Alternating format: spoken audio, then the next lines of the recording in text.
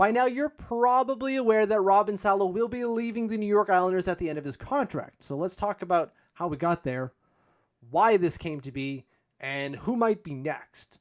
So the how here is called Group 6 UFA status, baby. So thanks to Puckpedia here for laying it out pretty nicely.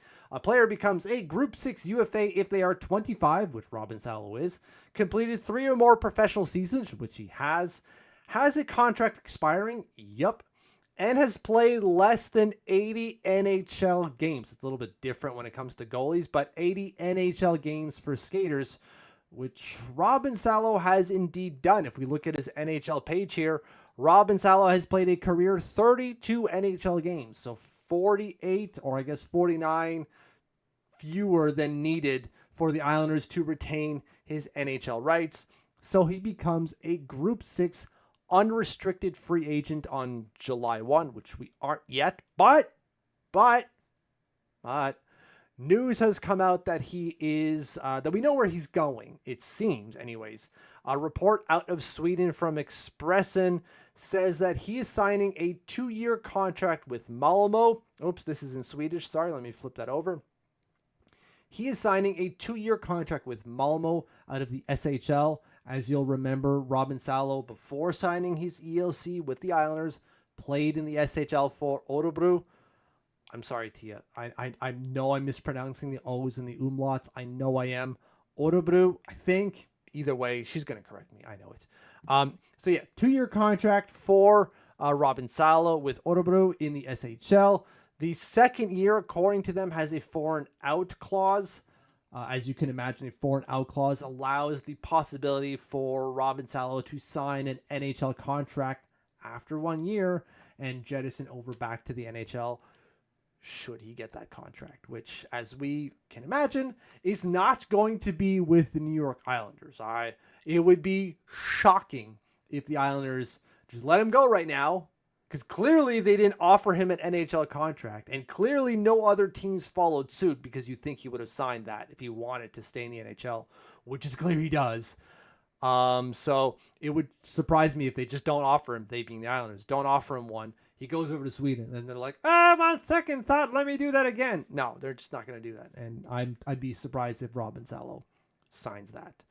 Anyways, so we talked about the how this is happening, like how is he leaving the Islanders. Now let's talk about the why. Well, I kind of just mentioned it, didn't I? And I'm sure you're saying it at home. He just didn't play enough. Whether you think he was good enough or not, or I think he was good enough or not, doesn't necessarily matter. It's clear the Islanders did not think so. They played him for 32 games, and they've had him for 3 full seasons, right? He came over in 21-22, 22-23, and 23-24, and played 32 games across all 3 seasons. It's clear they did not want to use him. And think about this year, right? There were opportunities for the New York Islanders to pluck someone from within the system, like a Robin Salo, to play at the NHL level, specifically on the left-hand side. Now, we know that the Islanders went and dipped their toes into the waiver wire, picked out Mike Riley. That was a good pickup.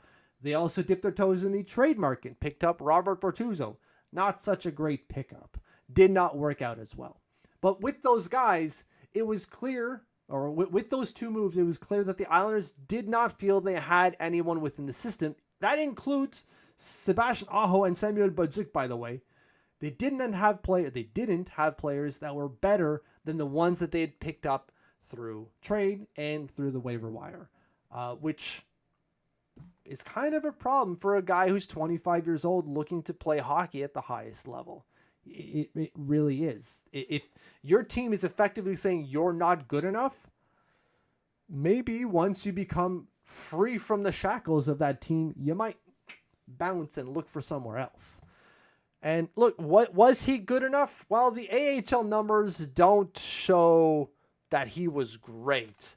The numbers, again, aren't great. I'm vamping here as I try to load my spreadsheet.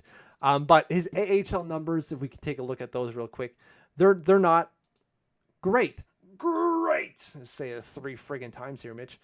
24 points in 68 games this season. If I do the quick math in my head, that's basically over a third of a point per game. So a point every 3rd game through the season. not good considering he was a half a point player in his first year here. So he didn't necessarily get better the longer he was here, which kind of makes sense. I shouldn't say makes sense, but you can kind of understand that where he just wasn't getting his shot. And now I'm not saying emotion or the outlook of his career sank him here. He was clearly playing as good as he can do, and it just wasn't necessarily good enough in the eyes of the Islanders. But anyways, the stats aren't great at the end of this in his last season with the Bridgeport Islanders. And as you can see over his career, I'm just trying to get the sheet open here. In his career with the New York Islanders, the NHLE doesn't look good either. And it kind of points to why the Islanders weren't playing him. So he starts off as a 27.3 NHLE. And what that means is that in 2021, he put up 30 points in 51 SHL games. And what that translates to at the NHL level is effectively a 27-point player. Awesome. Nearly a 30-point defenseman for free in Sweden. Let's go. And by for free, I mean we drafted him. He was a second-round pick in 2017. The year after that, 16.6. Round that up to 17, baby. Sure, he loses 10 points of NHLE there, but you kind of add the mitigating factors of, well, he went from the SHL to the NHL to the AHL and even got bumped up to the NHL, right? Because, again, in that first year, put up 20 points in 40 games, half a point per game, pretty goddamn good. And then he got up to the NHL level where they played him for 21 games, scored 5 points. The NHLE score is going to take quite of a bump, a negative bump, because you're only putting up 5 points in 21 NHL games. But you're still playing NHL level. That's all that matters. From there, it doesn't really get a whole lot better. Right, he gets his shot in 21-22, does well enough. There are some redeeming qualities there, but it just doesn't get any better. 15.8 the following year takes it a little bit of a step back. He did play at the NHL level, had 11 games, put up 4 points, so better production rate, that's for sure. But the production rate at the AHL level wasn't necessarily there, right? 14 points in 38 games. Youch, that takes a hit from the 20 and 40 he had before. And then this past year, another hit, loses nearly 5 NHLE, going down to 11.23 because of those 24 points in 68 games.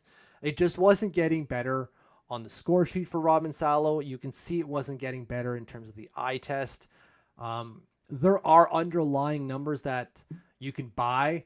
I just don't have the kind of cash to buy them. It is wildly expensive to get underlying numbers for the AHL and other leagues. It's crazy expensive. It's just not worth it for an individual like myself. I would go into significant amount of debts to do it, and I'm just not going to do that. And so that's basically why Robin Salo, we got to the point where Robin Salo is leaving the New York Islanders. He's just wasn't a factor within the depth chart, and so might as well go play somewhere where not only will I play in a league where I can do well, but I'm certainly going to be getting good minutes doing so. He was one of the more utilized players in the SHL when he was there last, and I would suspect he will quickly become one of those players again. I bet he's going to have good numbers in the SHL. That's not going to be a reason to be like, we should re-sign him. I don't want to hear anyone say like, oh, look what Lou gave up now that he's at the SHL. No, he's going to put up good numbers at the end at the SHL level, guaranteed. Now, I teased another player that might leave under the same circumstances, and that's Otto Koivula. I know we're all shocked and appalled. But Otto Koivula has been here for a hot minute. It hasn't necessarily got any better. He's kind of plateaued ever since Brent Thompson put him down as a center and he exploded to life. This 4th-round pick that just became something. But the thing with Koivula is that he's got a power forward build. The Islanders want to use him as a power forward, but he just doesn't play a power forward game. And that game just doesn't translate necessarily well to the NHL level. We've seen him at the NHL level. It hasn't done well. Not awful, but it just wasn't anything. It was very Michael Dalcolian. So it wouldn't surprise me to see Otto Koivula go to Europe, specifically Finland, return back to Finland where he was good, and just see out his career there as a good player at the league level. I bet he would put up good numbers in Finland. So it wouldn't surprise me to see Otto Koivula leave. Now, the reason he would leave, I don't know if I mentioned this, the whole point of this, is that he will also become a Group 6 unrestricted free agent. He hasn't played enough games at the NHL level now that his contract is done for the Islanders to hold his NHL rights, and so he becomes a UFA. It would not surprise me to see him leave. So we'll see if he does, but that's a name where now that he's a Group 6, I go, yeah, I bet he does not stay. I bet he doesn't stay. There's no spot for him at the NHL level with the emergence of Kyle McLean and guys like Maxim Tsiplikov. Forget it. Forget it. Sorry, Otto Koivula. It's done for your time with the New York Islanders. Maybe another NHL team will want to sign him, but I bet you he ends up in Finland. Thank you for watching. Thank you for following, and we'll see you soon.